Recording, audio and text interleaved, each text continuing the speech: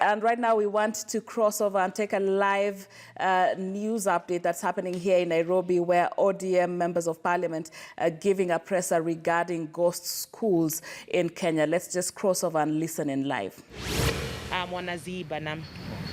And I think also one more thing that we need to add as we investigate the question about how and in what circumstances you could have 500,000 ghost students and non-existent schools is the need to inquire how infrastructure money is shared in terms of the equity of it. Because you will find that a school, and I'll just give an example, in Rift Valley, you find a school being given 100 million shillings in terms of infrastructure money, when a school in Mathare constituency will get 1 million.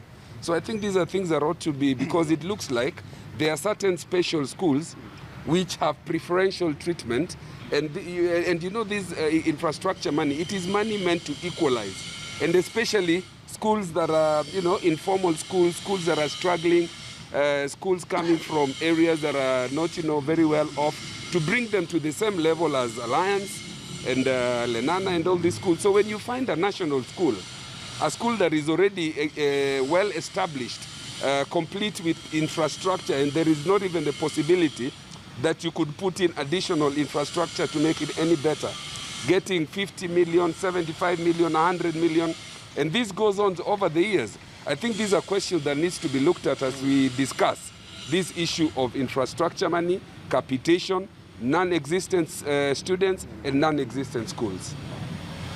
In fact, I wanted just to add that that is actually what he's talking about. That is total impunity in this country. We want equality and equity in distribution of this money. We have seen what CDF has done in this country, where each and every constituency gets the same. And that money reaches where it's supposed to go. And when you look at this country, where we have development is that way CDF is. But on this Ministry of Education, I want to ask for a complete overhaul of the ministry. We are talking about Ministry of Education that is supposed to inculcate values in our children, to inculcate values, good values, in our children, so that they grow up with good character and good formation. But here, we have a Minister of Education that is corrupt right from top up to the down there. So what we're asking for as members of parliament, we want the President of Kenya to understand this and actually do a complete overhaul of that ministry. Because this, you can't tell me that an individual alone can be the one who will be doing all this. There has to be, this would be a racket of so many people. And we want the whole ministry to be given a complete overhaul. We want new people there, people who are clean, people who can teach our children good manners. Because actually, if you steal, and you're the same person who is saying that students should not cheat in the exams, you are saying students should not fight in school, students should not steal. Now, what are we teaching them? So this ministry is completely wrong, and we cannot accept this as a country. And I'm sure even the president himself, I'm sure even the government itself may not want to hear this. They may not want to know to support this, and they will be the first one to take action, so that we can have correct people in place and our Kenyans to get value for their money. Because we can't allow this, because this is a racket that is far and wide and deep, and we have to uproot it completely. And to uproot it, we must, because this Ministry of Education has had these things of corruption from time immemorial, and we want that one to be stamped out completely. Maybe as the member of parliament of Kinyalo in Kakamega County, yes, able to identify this the schools. We have identified, you can get in the report, the schools are there. We have identified one in Kakamega, then there are some in Laikipia, Kisii, and one more, and I think around 3 places. But these are not the only ones. If we do a proper exegesis, if we go down to really investigate, you'll see there are so many, because this is what has been done. This is just a tip of the iceberg. So we may have to follow this up to the end. Maybe as the members of parliament, Mheshimiwa, through your kitty, the CDF kitty, do we have maybe chances whereby maybe you have also sent your money through a ghost student? That one, not from my side, because actually this is a committee that does, and a bigger committee. So that one, there are no chance, because again, the parents and even everybody else is involved in the distribution of this, and you know there are forms that go around, and it goes through the whole system. It's not just an individual. We have to go to we start from the assistant chief, it goes to the chief, and everybody who is involved. So it's not easy to get a ghost school, but also the head teacher will have to ascertain that that particular child is that particular school, and actually they have the fee balance, they have difficulties in paying of their fees, because those are poor children. It's very difficult to go around that. I'm sure just You are saying that the tough talking Magoha should actually change the...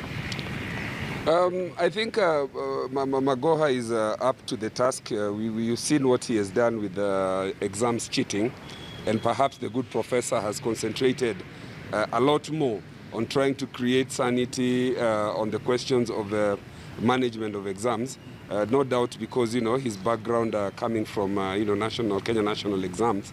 I know for a fact that when he came into the ministry, there was also a lot of rot in the manner in which procurement was being done in TVETs. Because you remember the government came on the platform that they would give, every constituency or sub-county technical vocational colleges.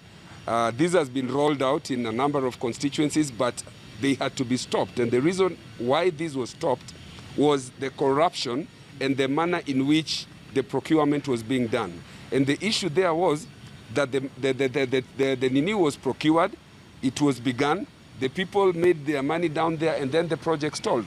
So we have a situation in which the president cannot go around the country launching TVETs that were started 3, 4, 5 years down the line.